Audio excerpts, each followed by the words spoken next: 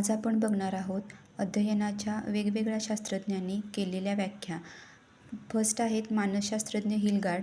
यांच्या मते वर्तनात होणारा बदल हा सराव व प्रशिक्षण यातून होत असतो. त्यास अध्ययन किंवा अध्ययन प्रक्रिया असे म्हणतात. नेक्स्ट आहेत मानसशास्त्रज्ञ नॉर्मन मन.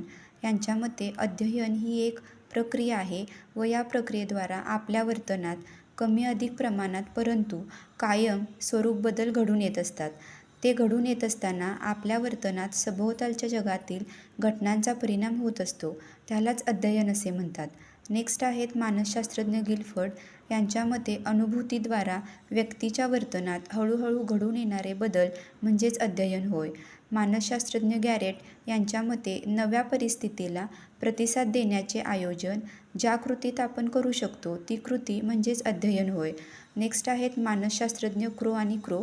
यांच्या मते अध्ययन म्हणजे सवयी, ज्ञान व वृत्ती संपादन करणे होय. नेक्स्ट आहेत मानसशास्त्रज्ञ मर्फी. यांच्या मते अवबोधात्मक व वर्तनातील बदल म्हणजेच अध्ययन होय. थँक्यू.